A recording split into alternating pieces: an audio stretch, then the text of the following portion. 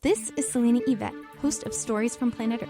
Thanks for listening to the following show on Public House Media.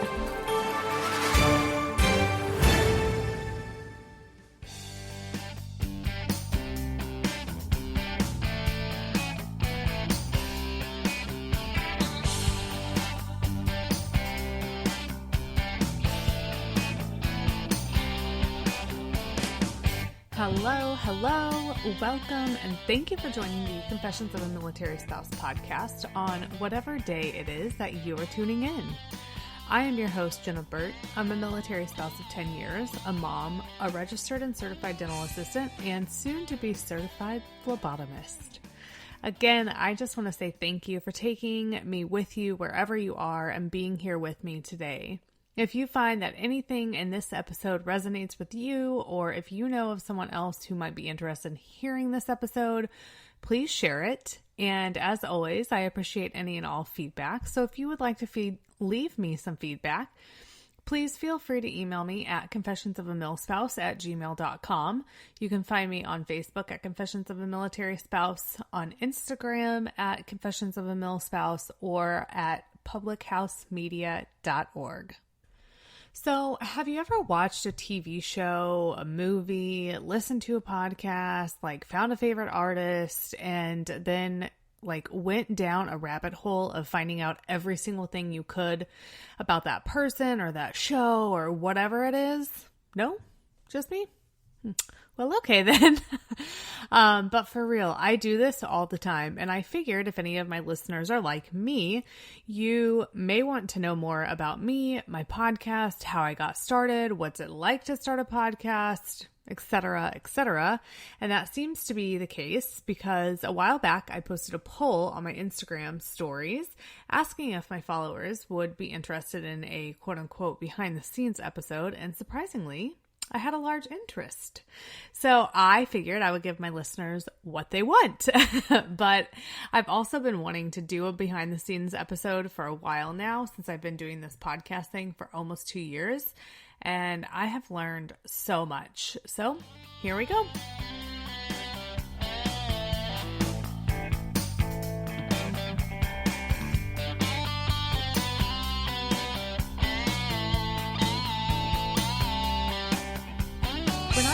Got into podcasting, I knew nothing about podcasting. And to be honest, I feel like I still don't know much.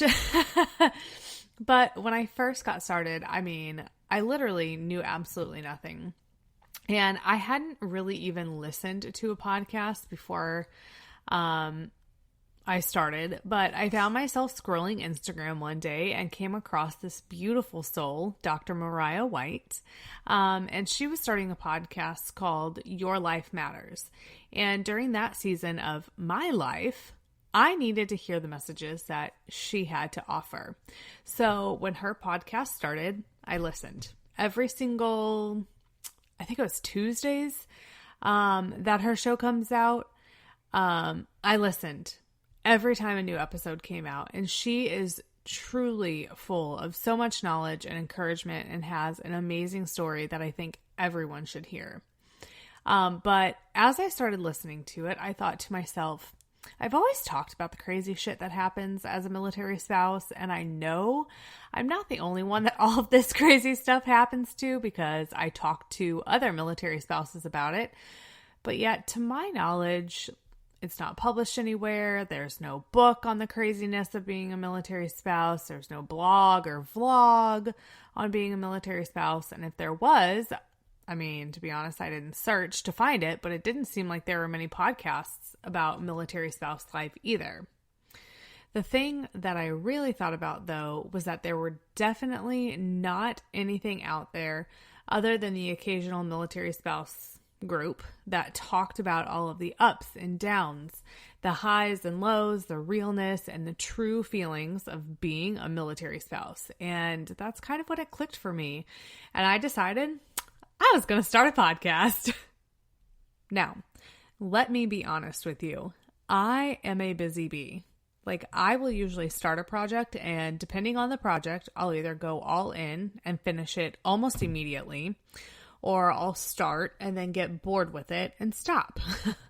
I think when I told my husband I was going to start a podcast, he assumed it would be one of those things that I started but never followed through with. Unfortunately, not because he's not supportive, but because there's been a lot of those, and he still supports me, even though there has been a lot.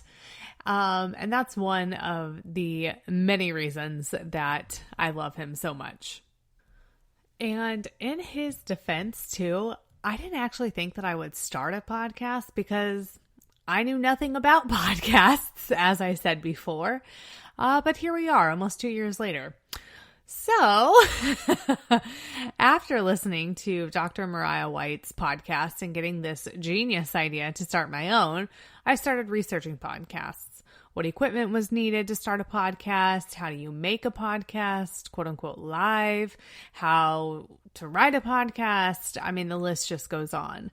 And after researching, I was very overwhelmed because it was talking about editing the podcast, adding intro music and music after the podcast, getting sponsors, how to get it onto Apple Podcasts and other places like Spotify. And I was just like, yeah, that's not going to work for me.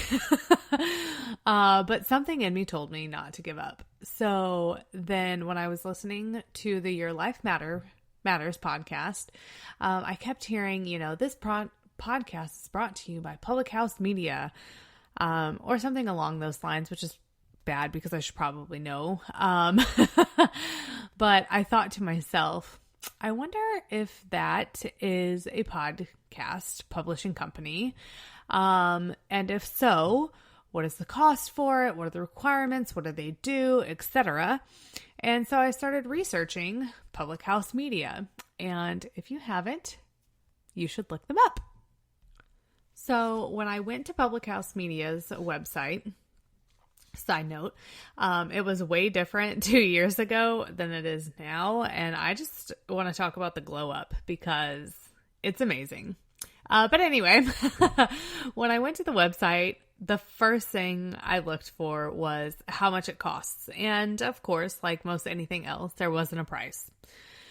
So I Googled, how much it costs to start a podcast, and it was a crazy range. Like, I forget exactly the range it was, but it was crazy. It was a crazy range that Google said publishing companies could ask. But, I told myself, okay, I'm just going to move forward with my quest and see what happens. So I continued searching on the Public House Media website, and it said they were looking for new shows in certain categories. Well, I'm sure it's no surprise that a crazy military spouse was not one of these categories that they were looking for. I know. I was shocked too, but it wasn't on the top of their list, but there was an option to submit your own show request. So if it wasn't listed, you could submit a request for another topic. So I thought, well, why not? I mean, really, what did I have to lose? Nothing at that point. Like, I had literally told nobody about any of this. So I really had nothing to lose. I didn't have to pay any money, at that point. They'd either like it and want to know more, or they would laugh and, move on. So I decided to go through with it and submit my request. And I forget exactly what the steps were because this has been 2 years ago. And it was such a blur when I was doing it. But I believe that I had to start by submitting and writing what kind of show I was wanting to do and why it would be a good fit for Public House Media and what I would talk about in my show. Once I did that, they came back and said that they were interested. And I mean, honestly, who wouldn't be interested in the shit show of a military spouse life? But seriously, they then requested that I send in 10 topics that I would talk about. So basically 10 episode ideas and elaborate on them, which we all know as a military spouse is no problem at all. I also had to submit a short video clip, I think. No, not video clip, sorry, voice clip I think. And it was basically giving like an intro to my show. Probably so they could hear what my voice sounded like and to make sure that it was something I could like actually do, which obviously I can because here we are. And I do remember that it wasn't a long wait to hear back from Public House Media, but I remember that it felt like forever. But I think that's common anytime we're like waiting on something super exciting, like time seems to just drag by. One funny thing that I also do remember thinking is that they were all sitting around this big conference table with Baxter, who is the owner of Public House Media, sitting at the head of the table, listening to my recording and reading my episodes and descriptions, and then sitting around and voting on whether or not they thought I should be a part of Public House Media. I later, you guys, found out that in fact was not the case at all. But it definitely makes me laugh whenever I think about it. So after they reviewed everything, I remember getting a call at like 6 a.m. And at that time I was in California. And I think Baxter forgot about time zones at that point or something, because he called, and if memory serves me correctly, I didn't answer because I had just woken up and was still in that like groggy state and was like, I cannot answer my potential quote unquote boss like this. And that's what started our amazing relationship of me never answering when Baxter calls. I kid. Unfortunately, only kind of. Anyway, I believe I called him back like not that long after he had called. And I was so nervous because I knew at that point he was either going to tell me, yes, they loved my show, or no, they hated it and goodbye. And as a human, we're all scared of rejection, and having someone else or multiple people listening to me expose myself and the struggles and triumphs as a military spouse was especially nerve-wracking. So once I finally got a hold of him, I don't remember much of the conversation other than, we'd love to have you be a part of our Public House Media family. And I was elated. I mean, I remember silently jumping up and down and dancing around in my spare bedroom, and you literally could not wipe the smile off of my face. And I do remember him saying something along the lines of sending a contract or something like that. But I was just so pumped that they didn't think my idea sucked. And I'm not even joking. So after I got that call, I immediately went into creating mode. I needed to get a logo designed. I needed to actually write episodes and figure out how the whole process worked. I do remember though, at one point they asked me to do a live show that would be weekly, and I was open to the idea. So I submitted my recording for that and they came back and said, never mind, stick with what you have. Which turned out to definitely be for the better, especially for me. And I obviously was like not even mad, but I still giggle about it. So I signed my contract and picked a starting date and then started from there. The name for my podcast was a no-brainer. I knew that if I was going to expose myself in this military spouse life, that I was going to go all in and leave nothing unsaid. So Confessions of a Military Spouse just seemed right, and it immediately stuck for me. So then I needed a logo. So I found a designer on Etsy to design my logo, and I want to elaborate on that for a little bit. I picked the colors first, and the black and the red just really stuck out to me for some reason. I think it was because I wanted bold colors and they just spoke to me, but also because I had an idea of what I wanted and they worked well. And since the title of my podcast is Confessions of a Military Spouse, I wanted the woman's figure or her face with her finger up to her lips to represent the shushing motion, as if she's telling someone to be quiet because she's telling a confession. And the red lipstick, I mean, it's red lipstick, it's bold. The woman also had to have a ring on her finger because she's married to someone in the military, obviously. And I like for things to be versatile, I guess. So her finger also represents the I in the word military.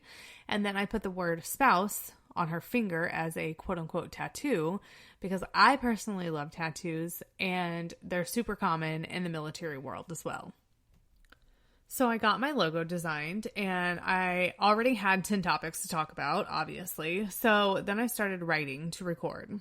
And I forget exactly how much time I had before like my first episode was going to air. But I do remember that it was enough time to get more than one episode done. Plus, I already had these 10 topics to talk about right from the start. So that was like 5 months worth since my podcast airs every other Tuesday, which was great. And when I first started writing and recording episodes, it was so easy.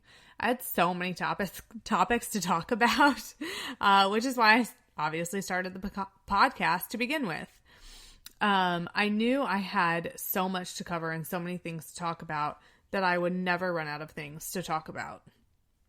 However, I have since learned that that is not necessarily the truth. I mean, I have 43 episodes live, or I have aired 43 episodes to date. So I've obviously found a lot of things to talk about. But the reality of the situation is that it isn't always easy. Some weeks things hit me and I can sit down and write an episode in like 30 minutes. Other times though, it's Sunday evening and I am struggling to find the right words. So I put something together and hope it doesn't totally flop. And then on those weeks, it never fails that I will get a message from Baxter about how amazing my episode was, or somebody else. And I'm like, wow, okay. And this particular topic is exactly why I wanted to do this behind the scenes episode. Not only to let you guys know a little bit about what happens when you have a podcast, but also to be transparent with you and show you that I struggle too. And since I'm being honest, there are a lot of ups and downs with podcasting for me. Some weeks I'm totally into it, and other weeks I am not feeling it at all. I struggle and wonder if my message will be worthy, and if anyone really needs to hear what I have to say, or if anyone even cares what I have to say. I try to be very meaningful with all of my episodes, but sometimes I wonder if it's enough. And there was a point not that long ago, I actually considered giving up my podcast. I reached out to Baxter and said, I don't know if I can do this anymore. You know, we chatted and I had an episode due shortly after that. So I promised to record that episode. Then I really thought that I was going to throw in the towel.